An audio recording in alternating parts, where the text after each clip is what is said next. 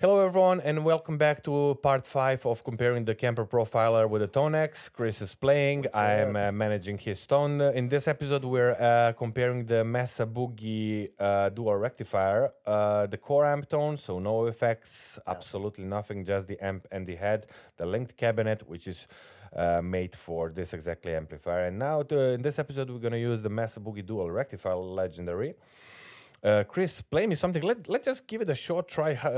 I want just to hear the clarity Some with chords, right? some chords like everywhere on the half gain. Okay.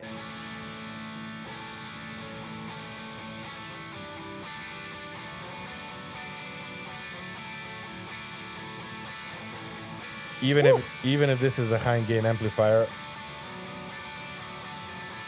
I like that. Let it go. definitely the clarity is there. I Definitely, there's love a it, lot man. of clarity It's and. just, it's inspiring. When I hear that tone, it's like I want to write a song. Interesting you thing know? is that this even if it's a Mesa Boogie, you can use this with a half gain, Yeah. and use it for some modern pop rock things. Even Yeah. if the Mesa is not designed for that. Mesa is designed for what we're gonna do now. We're gonna go great. gain all the way up. Kiss. My goodness. Chris, give me.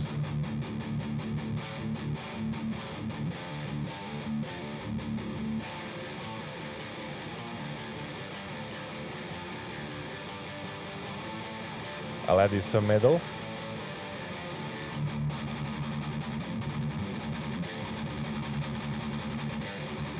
I'm not a metal player, just in case you want to know. Yeah, but this can be used at least for some very hard rock things. That's a generic breakdown. It sounds great, by the way. Sounds really great. I think everything's there. Full tonal frequency, balance. Just give me some last try, like maybe some kind of solo on a 3 p.m.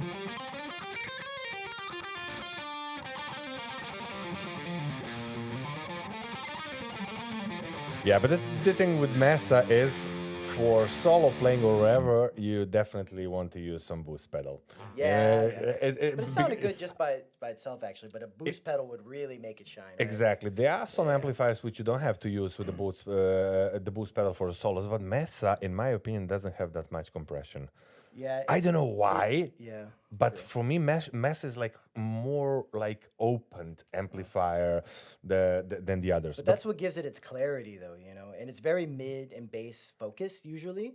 That's why it's good for rock, rock and metal, And then if you want to compress it later, you can do that, if you're in a studio or something, or if you have a compression pedal, you can do it yourself. Add it gently, So it's untouched. You don't have to use a compression pedal with the Kemper because you have very good compression pedals here. Yeah, I know.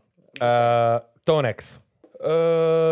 Now, Chris, please, let's try it with more or less the same settings here. The gain is on half. Let's see, compare it straight out of the box. Try to play just a few hots so we can...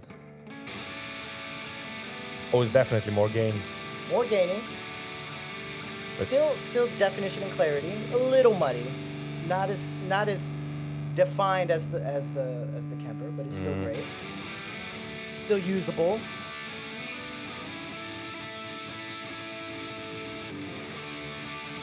You know how low I'm with the gain now? I'm with the gain like at 8. Like. Yeah, bro, it still feels so dirty. And let's go to the full gain. Give me some riffs. Almost the same. Play me some riffs. Okay, the difference is the compression there. Ooh, whoa. Woo.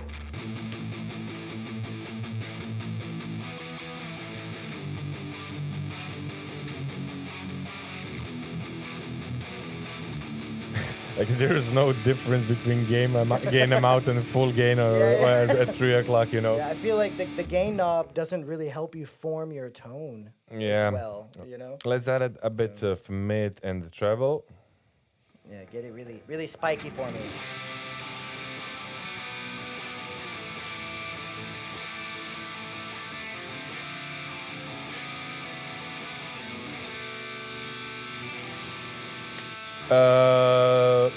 You know what?